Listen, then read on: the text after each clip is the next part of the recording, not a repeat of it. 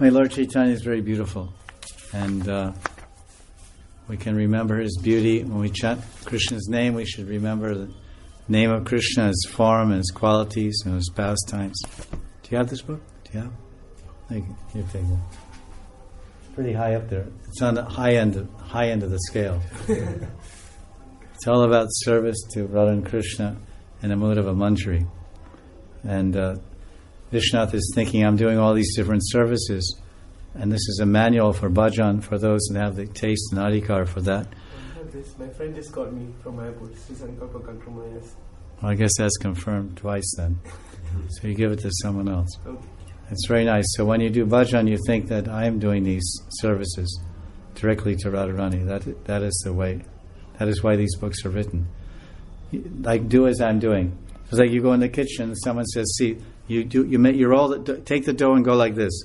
It's called showing you how to cook. So someone will show you how to cook. So that's called cookbook, it's called cooking teacher. So these books are books of bhajan.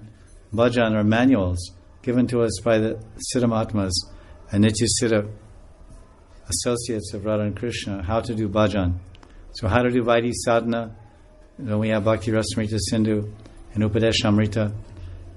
And these are books of how to do Vaidhi sadhana. Upadesh Amrita and Bhakti Rasamrita Sindhu from our 6 Goswamis. Then we have Mana Shiksha by Raghunath Das Goswami. And then Shikshastakam by Lord Chaitanya. So these are all books for how to do Vaidhi Bhakti. And yes. And Madhurya Kadambini is also Vaidhi Bhakti. And then when we go into Rag Bhakti, when Rag is awoken, an intense greed to follow the Nitya Siddha Parikars of Radha and Krishna and Gopi Bhav, which is what Lord Chaitanya came to give.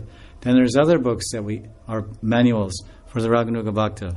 And that will be principally and primarily the books of the Narottam Prarthana, selected songs and verses of Prarthana regarding service of Radha and Krishna, Radharani, and Prarthana and Stavavali by Raghunath Das Goswami, and Ujjvala Nilamani by Rupa Goswami is very helpful. Radha Krishna Ganadesh Deepika, and then Stavamala, which includes Utkalika Valari and Sankalpa Kalpadruma, and then the books of Astakali Lila, Krishnaka Komudi by Kavi Karnapur, Govinda Lilamrita by Krishna's Kaviraj Goswami, Krishna Bhavanamrita by Vishnu Chakravarti. These will be the bhajan manuals, how to do bhajan for the Raghunaga Bhakta. And of course, all devotees every day study, read, and worship the Srimad Bhagavatam and the Bhagavad Gita. Every day we read Gita, every day we read Bhagavatam. Like every day we take dal and chapatis. Rice, yes, no, no, yes. But every day, dal and chapatis. Because grains and beans, when they combine together, they make complete proteins. Grain plus bean equals protein. Complete. The amino acids that are lacking in grains, like wheat, are found in beans. So this is combinations required. So rice and dal, or rotis and dal, or roti rice and dal is necessary. So the rice and dal is Bhagavad Gita and Bhagavatam. Necessary. Every day. In my bed I have 3 Bhagavad Gitas. And one nectar book. All shlokas from here and there. For Stavavali and Prarthana like that. So I take the nectar and I take my rice and dal and then I fall asleep. So usually they say you shouldn't sleep after you eat.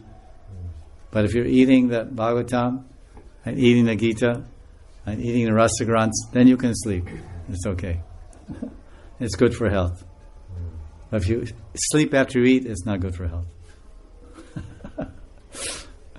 So this is a special type of eating before sleeping. Because that way, because I know that I have to sleep because I'm a conditioned soul. I'm not liberated. So I have to sleep. So So that bed is my niyam. The floor, the mat, whatever. We must sleep. So then if something is part of your must list, then you must read Gita. Bhagavatam I always read every morning means Bhagavatam. Morning means the sun, and the sun means the Bhagavatam. Krishna Surya Sama Maya Haya Andhakara. It says Krishna Swada Mo Bhagate Dharma Gyanalibi Saha. That this Bhagavatam is as brilliant as the sun. Upagate. Upagate means to rise, like the sun. It says when the sages in the Mishranya, they said, oh, now Krishna has left this planet. He came to establish Dharma. Now all irreligious things, Kali Yuga will come, and they will kill the cow, and they eat the cow, and all nasty, terrible things will happen. So where will we find Krishna? Where will we find Dharma? Where will we find pure religion? And then Sutta Goswami said, Krishna Soda Mo Bhagate Dharma Gyanani Bisaha. And then he said, Krishna Soda Mo Bhagate. And he said in the Bhagavad Puran, in this Bhagavad Puran, it's like light.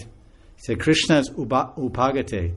Krishna Swadam. Krishna has gone up. He's risen. He's gone to his own abode. He has gone up. He just says he's gone up. He's risen to his own abode. But he's left behind us the Bhagavad Puran, which is brilliant as the sun. So we start our day every day with the sun. So then we start our day every day with the Bhagavatam. The Bhagavad Amalam Puranam. The sun is pure and pavitram. It purifies. One of the names of the sun is Pavitra. Pavitra is the name for the sun. He's a purifier. Pavitra Jagat. Pavit Jivanam. He purifies the jivas. So with Bhagavatam in the morning and Gita's on your bed, then you'll know you read the Gita every night. So Gita is my nightcap. My nightcap is Gita. My wake up tonic, my wake up drink is the Bhagavatam. And my sleepy tonic, my nightcap is the Gita. It works every time. What is your favorite, if you would suppose you only read one part of the Srimad Bhagavatam, what is your favorite part? Rasa, well, one part comes in 5. Okay. Rasa Panchadhyaya. The 5 chapters of the Rasa dance are the essential, that is the smiling face of Krishna. So nothing's more attractive about a woman than her smiling face. Nothing's more attractive about a man than a smiling face. If she has a beautiful face, an ugly body, it doesn't matter. If a man has a beautiful face, an ugly body doesn't matter. Because the face is the index of the heart. Beautiful face means beautiful heart, or at least some beauty. But ugly face means ugly heart, generally speaking. There must be some beauty in the face. Every heart that has some beauty has a beauty in a face. Yeah? No. That's why you see, when you travel around the world, the bodies are so many varieties, but everywhere you can understand the face of a devotee. You can go anywhere and see someone in the airport. The face of a devotee sticks out in a crowd because of the beauty of the heart.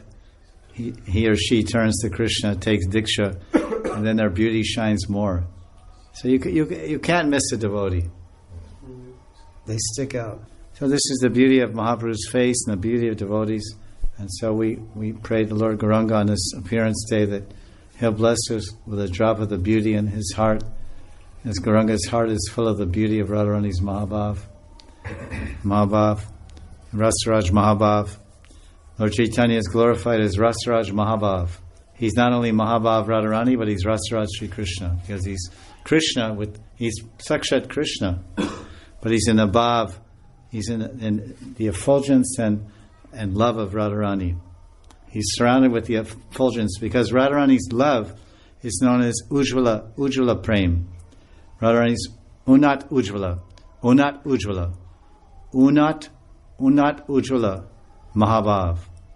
Unat means Uttama. Unat means it's topmost madness. Unmata means unmat. Mata means mad. Un means uttam. Unmata. Madan She's completely mad in separation from Krishna. And Ujjvala, Unmat Ujjvala. Ujjvala means she, at that time, and when Radharani's separated from Krishna and crying in his separation and longing for his association, and it gets to the point of madness where she feels 1 second without him to be like yugas and yugas and yugas. Then Radharani's, she has Sudipta Sattvic Vikar. The transformations of her body, her mind, her heart, of course it's all spiritual and transcendental, it's all Mahabhav. But it exhibits the zenith, the topmost zenith of limit, of the Sima, the ultimate level of inconceivable level of extensive love, where she turns a certain color. One of the 8 sattvic bhavs is Vepatu. Vepatu, it means you change your color. Usually Radharani is kind of golden color, but now she becomes so golden. The color of Mahabhav in the madness of Unmad Mahabhav. This Unnata Ujjvala Prema is called Ujjvala. Ujjvala means extremely brilliant and burning, shining. That's the Mahabhav, and that color is Radharani's bodily color. That's her Kanti. So Mahaprabhu is surrounded with this Ujjvala, this Kanti, and that's Radharani. The color of Radharani at the time she's in the peak of Mahabhav is that color of Lord Gauranga. So Lord Gauranga, the color of his complexion, his transcendental form, is Radharani's Mahabhav at the peak, because sometimes Radharani's in Kunkamangi. Das Goswami glorifies Radharani's colors Kunkamangi. Kunkamangi, that's one of the names in Vilakusamanjali. Oh Kunkamangi, means your anga, your limbs are reddish, are exhibiting a reddish glow. That's when Radharani's in Anurag. Sneha, Man, Pranaya, Rag, Anurag, Bhav, Mahabhav. So when Radharani's in exhibiting a degree or stage of love called Anurag, then her body turns this color, this arona. Udila arona puraba bhage, dvijamani gora amani jage, tatai bhajaloko, gana gana jana janjero. This bhajan, Bhaktivinoda Thakur. So Udila arona, that pinkish red at sunrise, arun. This is Anurag. And that is, so Gauranga sometimes is showing this pinkish color, this Rakta Gaur. When they describe the color of Lord Gauranga, sometimes they say he's Rakta Gaur. Rakta Gaur, his complexion, means reddish gold. There's Nila Gaur, there's Rakta Gaur. Nila Gaur means bluish gold. And then there's Tamra Gaur. Tamra Gaur means like a copper, reddish, copperish red. And then there's, so Kunkamangi is glorified, Kunkamangi Radharani, when she's in Anurag. So Lord Chaitanya is called Mahabhav because his Kanti is this Ujjvala. That's his color. And then his Bhav is this Mahabhav. So Rasaraj Mahabhav. This is Lord Gauranga.